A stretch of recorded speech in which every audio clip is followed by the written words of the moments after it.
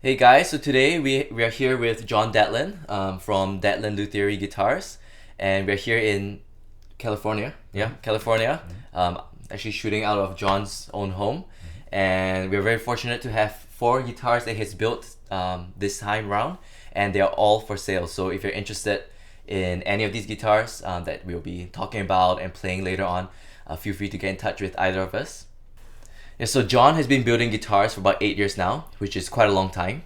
And his guitars are, honestly speaking, one of the best guitars that we've played, even amongst all the high dollar guitars, that's passed through our hands throughout the years. So the sound that John achieves is more of a modern fingerstyle sort of tone. And yeah, his guitars are all very balanced. I think it's very important that they're all very responsive. So they're all quite lightly built and they respond to a light touch, and they have quite a lot of headroom, so the dynamic range is there, so you can be sensitive if you're playing, whether you're gently plucking or going all out on the guitar. It will respond accordingly, which is really nice. And yeah, like I said, they're balanced, open sounding, responsive, and they have a clarity to them, which is really nice. Ultimately you want the sound, the voice to be pure and clear, which is what every Datlen Luthiery guitar has. And despite there are four different guitars here, all with four different tops, four different spruces, and four different back and sides. Despite that kind of differences, right? Later on, in the recordings you can hear, they all have a really similar sound quality, which shows the kind of consistency that John achieves, from build to build, and that is something that's really good as well. So we're gonna be demoing all four of these guitars in a separate video. So if you're interested in hearing how they sound, click on the link in the description below, and it'll take you to those videos. All right, so for now, John's gonna take us through each of these guitars that he's built, starting with the single O. All right, take it away, John. All right, this is my single O body. It's 12 frets to the body. This particular guitar has an Engelmann spruce top. It has some really wonderful quarter sawn Cocobolo back and sides. I've bound this guitar with East Indian rosewood, and the purfling is a curly hard maple that when I clean the guitar before finish with the denatured alcohol, it actually stains the purfling a beautiful gold color and makes the curl in the curly maple really pop out and shimmer nicely. Yeah, it looks quite a bit like Koa. Yeah, it looks like Koa. It brings that really gold color out because when you clean the Cocobolo, the redness in the Cocobolo comes off on your rag, and it actually stains the maple and gives it a really beautiful color. It was a happy accident from a guitar I built many years ago, and I now use it as a Natural as a technique, a natural stain to bring out the really beautiful curl in the maple. This guitar is again 12 frets to the body, 25/4 scale, and I use Goto 510 tuners on this guitar. Yeah. And the fretboard cutaway is pretty cool here as well. Yeah, it's got a nice little detail on the fretboard cutaway.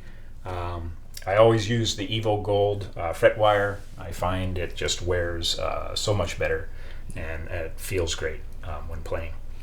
Yeah. So one of the things I love about John's small body guitars, his single O, his double O's, they do not sound boxy at all, and that's actually pretty rare. I've played quite a lot of small body guitars, and no matter how good they are, they usually tend to sound a bit small, a bit boxy.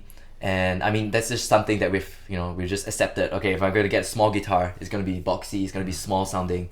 The bass is not going to be big, the sound's not going to be deep, and that's a kind of compromise that we kind of just accept. But I really feel that with your guitars, they really do sound quite huge, and there's no boxiness at all.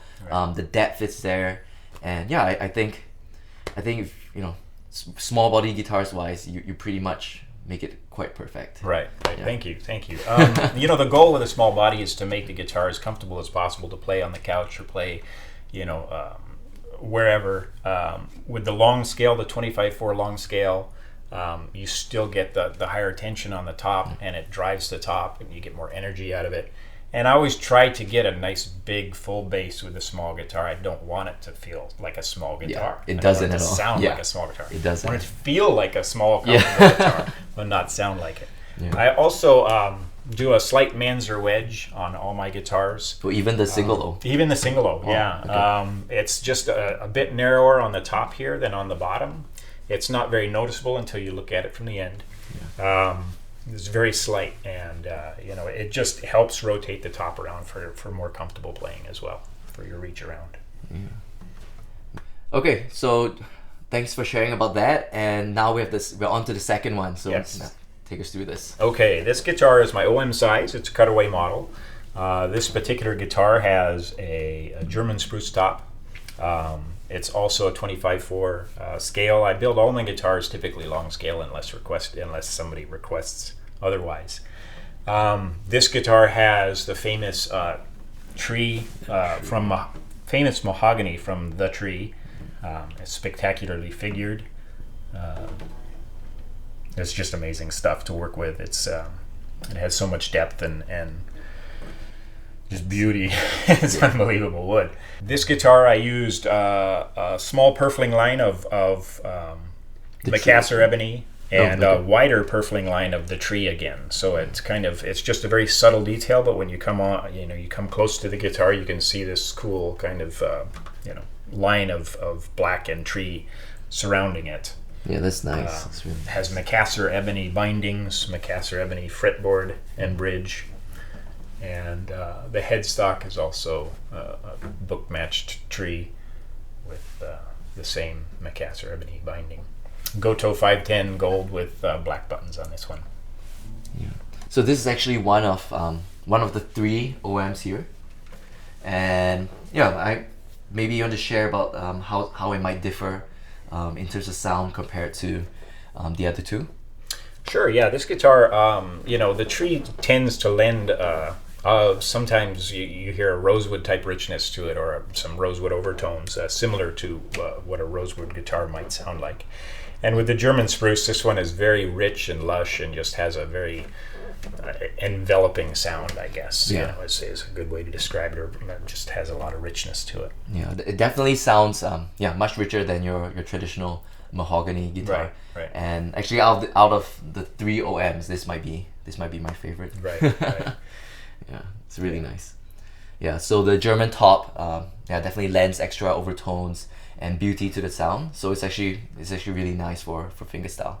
And I think given the stiffness of the top, as well as the body size, it's pretty great for strumming as well. Right. Yeah. Yep. All right, so guitar number 3. Mm-hmm. Yeah, this is my standard OM. This is obviously a non-cutaway, 14 fret to the body. This particular guitar has a Sitka spruce top. It has a wood called Ovangkol on the back and sides. Nicely quarter sawn. Some nice figure going on in it. It has gaboon ebony or just the jet black ebony bindings, and a little Ovangkol purfling as well. This guitar has the matte black Schertler tuners. This is the first time I've used these tuners. I'm quite pleased with them. They're very cool looking. I just like the industrial kind of open gear matte black look. Just kind of a cool look going on with these tuners, and it just goes well with the overall theme of this guitar.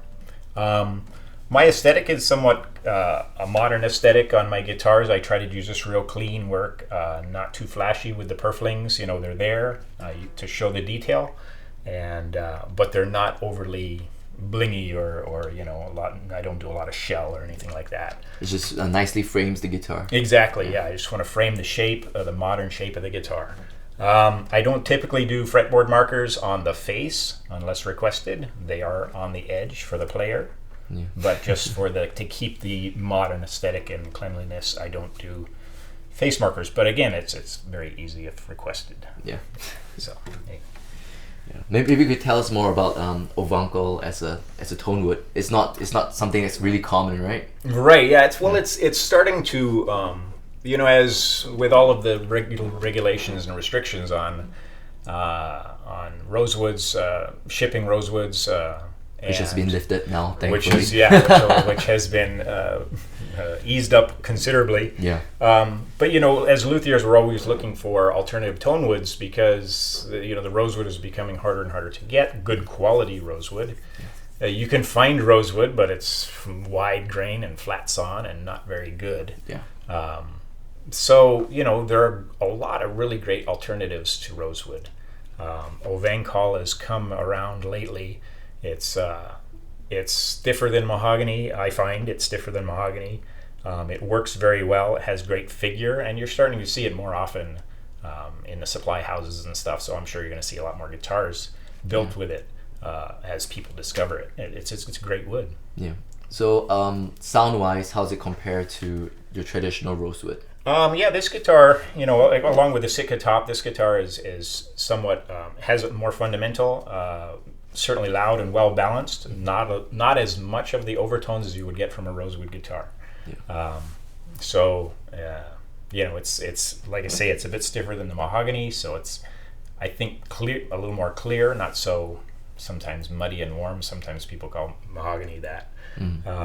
Anyway, it's great. It's great tone wood. All right, so we're on to your final build, and this is actually your latest one as well. Yeah, I just finished this one up maybe 2 weeks ago.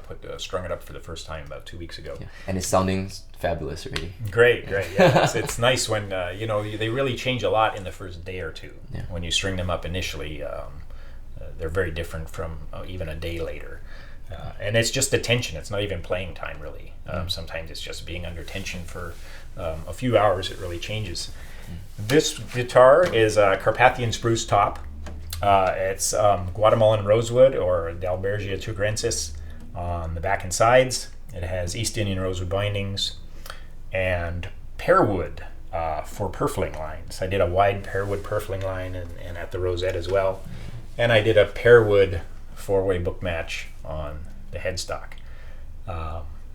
It's quite a unique look. And Goto 510s is on that as well.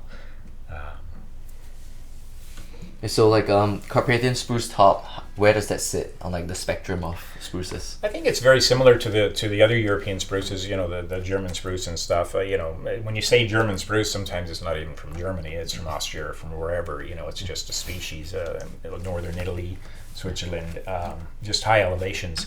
The Carpathian spruce is, I think, similar in tone to that. It feels very similar working with it. This guitar has certainly more overtones and much more richness. More richness for sure, and it's attributed to both the top and the back and sides being rosewood.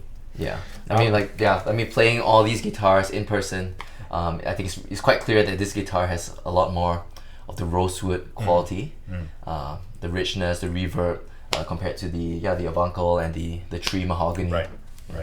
Yeah, this is the first time I've used the Dalbergia tucarensis. This is this Guatemalan rosewood. It has a wonderful, tap tone to it. Long sustaining tap tone when you tap it, but it's considerably lighter in weight than other rosewoods. Cocobolo is extremely heavy, and even Indian rosewood is heavier in my experience than this Dalbergia tucarensis. So it's quite nice because it has a great tap tone, but it's not as heavy. So it just you build a really light, responsive guitar with it. All right. Yeah. All right. Thank you so much, John, for sharing about these four beauties. And again, we have recorded demos of these four guitars next to each other.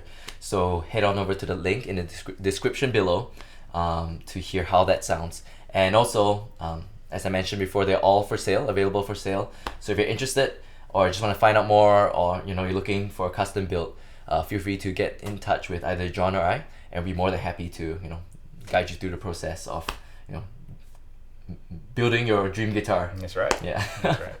So hit the subscribe button below and stay tuned for more videos.